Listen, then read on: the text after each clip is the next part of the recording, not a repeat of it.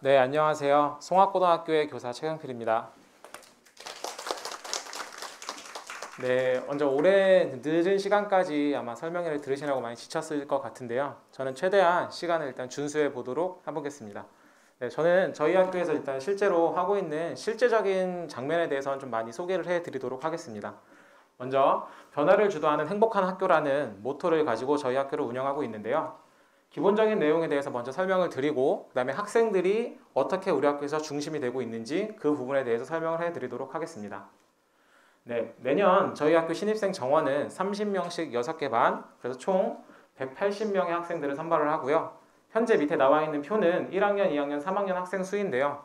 현재 3학년이 132명인 것을 생각해 본다면 지금보다 한 50명 정도의 학생이 늘어서 사실 지금과는 크게 다르지 않은 학교 규모라고 생각해 주시면 될 것 같습니다. 그래서 이를 교사 한 명당 학생 수로 한번 제가 계산을 해봤는데요. 저희는 약 교사 한 명당 11명의 학생을 케어하고 있기 때문에 그렇게 크지도 않고 또 그렇게 작지도 않은 학생들과 교사가 서로 소통할 수 있는 그런 학교다라고 생각해 주시면 될 것 같습니다. 두 번째로는 저희 학교의 고입 전형 방법입니다. 작년과는 다르게 올해는 일반 전형으로만 학생들을 모집하고 있습니다. 이 부분을 꼭 참고해 주셨으면 좋겠고요. 다음으로는 일정표입니다.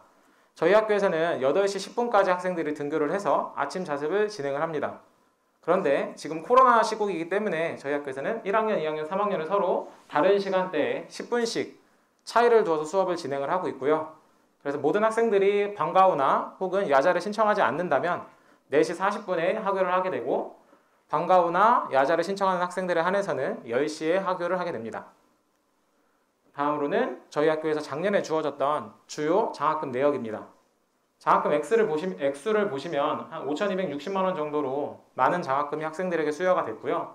이러한 장학금을 받은 학생들은 총 75명의 학생들이 해당되고 있습니다. 앞에서 했던 학교들과 마찬가지로 저희 학교도 농어촌 전형이 되고 있습니다. 그래서 농어촌 전형에 대한 자격 기준은 아마 많이 보셔서 아실 것 같고요. 이거에 대한 실제적인 내용을 좀 해보려고 합니다. 사실 농어촌 전형은 대학을 쓰임에 있어서 매우 중요한 전형이라고 생각할 수 있는데요. 일부 학부모님들께서는 내신 점수가 좋은 학생들만 쓸 수 있는 전형이지 않냐라는 생각을 갖고 계신 분들이 있습니다. 그래서 실제적으로 올해 저희 학교에서 농어촌 전형으로 간 학생들만 제가 가져왔습니다. 내신 점수를 보시면 1점대부터 6.85대까지 농어촌을 갔고요. 그래서 제가 빨간색으로 표시한 부분들을 조금 더 눈여겨봐 주시면 될 것 같습니다. 점수가 괜찮은 친구들도 농어촌 전형을 통해서 가고 있지만 반대로 가장 마지막에 6.85인 친구들도 모건대는 대전에 있는 학교인데 저 학교에 진학할 수 있다라고 생각해 주시면 될 것 같습니다. 그래서 만약에 자녀가 농어촌 전형을 쓸 수 있는 자격 기준이 된다면 아무래도 시내권 학교보다는 꼭 저희 학교가 아니더라도 농어촌 전형을 통해서 갈 수 있는 학교를 선택해 주시는 게 아마 좀 더 현명하지 않을까라는 생각에서 저희 학교의 실제적인 농어촌 전형 결과를 한번 가져와 봤습니다. 그럼 다음으로 저희 학교가 왜 학생 위주의 학교인지에 대해서 말씀드리도록 하겠습니다.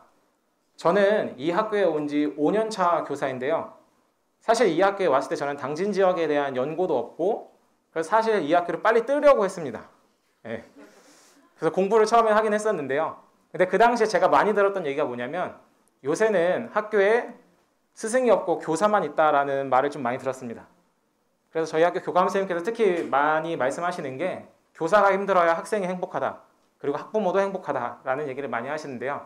그럼 어떤 부분에서 저희 학교에서 선생님들이 그렇게 힘든지 제가 왜 학교를 뜨려고 했는지 그 부분에 대해서 말씀드리도록 하겠습니다.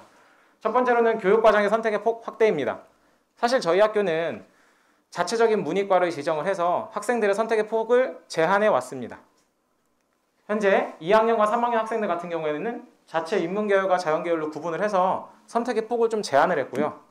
근데 사실 고교 학점제로 가고 있는 이 시점에 저렇게 선택의 폭을 제한하는 건 다소 문제가 있기 때문에 현재 1학년과 내년에 들어오는 신입생에 한해서는 선택의 폭을 아예 없애버렸습니다. 그래서 계열 구분을 삭제하였고요. 학생들이 선택할 수 있도록 그 폭을 확대시켰다라고 생각해 주시면 좋을 것 같습니다. 두 번째로는요. 우리 학교 여름방학에 실제로 진행한 방과 후 학교 시간표를 한번 가져왔습니다. 사실 방과 후 학교는 어느 학교나 다 진행되고 있는 사업이고요. 그럼 왜 제가 시간표를 가져왔냐면 특정한 시간표를 하나의 사례로 한번 보도록 하겠습니다. 아까 말씀드렸던 것처럼 저는 사실 이 지역 사람이 아니고요. 저는 경기도 지역에서 학교를 나온 사람입니다. 방학이 되면 사실 교사들은 당연히 놀고 싶어 하잖아요. 그 앞에 선생님 같은 경우에 방학 때 놀 수 있었을까요? 시간표를 보시면 첫째 주와 둘째 주는 계속 수업이 있으니까 괜찮겠죠? 하지만 셋째 주에 저 수업 1시간 때문에 학교에 있어야 됩니다. 저도 사실 이 부분에 대해서 불만이 엄청나게 많았는데 실제로 저희 학교 선생님들은 이런 것들을 다 수용해서 방과후 수업을 진행하고 있습니다. 그럼 왜 이런 수업 시간표가 나오게 됐냐면 학생들의 선택에 따라서 방과후 수업이 진행이 되고 그 선택을 최대한으로 존중하면서 시간표를 작성하고 있기 때문에 이러한 시간표가 나오고 있다라고 생각해 주시면 좋을 것 같습니다. 다음으로 코로나 시대의 등교 지도입니다. 불과 한 3주, 2주 정도 전에 저희 학교와 병설 중학교인 송학중에서 사실 많은 확진자가 나왔잖아요. 그래서 이 부분을 제가 말씀드릴까 말까를 좀 고민을 했었는데요. 저희는 작년부터 저희 학교 선생님들이 7시 20분까지 학교에 등교를 하여 학생들의 등교 지도를 하고 있습니다. 사실 많은 학교에서 이미 코로나 확진자가 많이 있었고 저희 학교에서는 제 생각에는 상당히 늦게 터진 게 아닌가라는 생각이 들고요. 이 부분에 있어서는 선생님들의 노고가 그래도 조금은 들어가지 않았나라는 생각이 들어서 코로나 시대의 등교 지도를 한번 가져와 봤습니다. 다음으로 야간 및 주말 자율학습을 하는 공간을 한번 가져와 봤는데요. 저희 학교는 사실 당진 시내에 있지 않고 조금 기지시라고 하는 떨어져 있는 부분에 있잖아요. 그래서 학생들이 공부할 공간이 많이 부족하다는 얘기를 좀 많이 합니다. 그래서 학생들을 위해서 야간 자율학습도 선택으로 하고 주말 자율학습도 선택으로 진행을 하고 있습니다. 역시 마찬가지로 교사인 저는 주말에 나가는 게 별로 좋지는 않습니다. 하지만 학생들이 선택을 하면 저희 학교 선생님들은 기꺼이 다 나오고 있다는 거, 그 부분을 조금 고려해 주셨으면 좋겠고요. 그래서 현재 학생들이 원활한 인강을 들을 수 있도록 보이는 사진에서는 이제 컴퓨터가 5대 정도밖에 없지만 실제로는 15대 정도를 설치해서 운영을 하고 있습니다. 다음으로 학교폭력이 없는 학교입니다. 최근 들어서 스포츠계, 연예계, 학교폭력 얘기 엄청나게 많잖아요. 한번 제가 그거에 대해서 한번 우리 학교는 실제로 학교폭력이 얼마나 될까라는 게 궁금해서 한번 조사해 봤습니다. 보이시는 것처럼 2018년에는 4건, 19년에 1건, 작년과 올해 0건입니다. 학생들이 행복하고 학생들끼리의 교육관계가 좋으니까 당연히 학교폭력은 없다라는 게 제 결론입니다. 다음으로 봉사 배려의 정신을 실천하는 학교인데요. 이 역시 마찬가지로 학생들이 학교가 너무 밋밋하다, 우리 꽃 같은 거 좀 심자라는 얘기가 먼저 들렸고요. 그래서 학교에서 이러한 지원 사업을 통해 학교 텃밭 가꾸기를 시행하였습니다. 네, 지금까지 기본적인 학교에 대한 내용을 해봤고요. 다음으로 입시 결과에 대해서 말씀드리도록 하겠습니다. 저희 학교의 3개년, 2019년부터 2021년까지 보면 진학률은 꾸준하게 증가하고 있습니다. 그래서 올해 같은 경우에는 거의 90%에 육박할 정도로 진학을 했고요. 그럼 이렇게 단순하게 진학하는 비율이 중요한 게 아니라 어떻게 가는가가 중요하지 않나라는 생각에 제가 2019년부터 2021년까지 상위 20% 학생들만 대상으로 전형을 한번 조사해 봤습니다. 먼저 빨간색 박스를 보시는 걸 조금 눈여겨봐주셨으면 좋겠는데요. 사실 저희 학교는 내신을 잘 따기 위해 오는 학생들이 솔직히 많습니다. 그러면 앞에 보이는 것처럼 학생부 종합전형으로는 가기 힘들고요. 학생부 교과전형으로 많이 가게 됩니다. 그런데 저는 사실 이걸 하면서 너무 깜짝 놀란 게 올해 같은 경우에 보면 학생부 교과전형으로 16%의 학생들만 진학했습니다.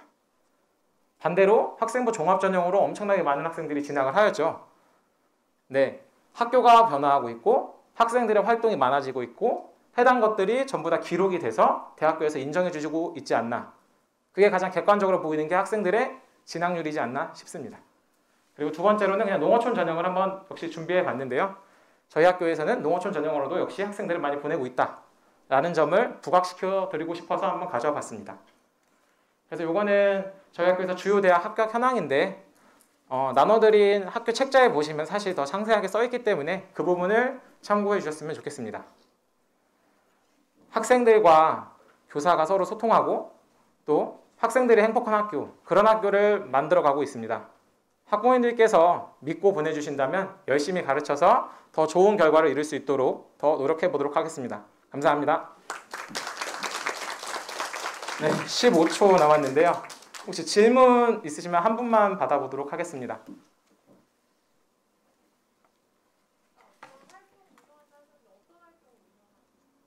구체적으로 뭐 어떤 활동 말씀하시는 건가요?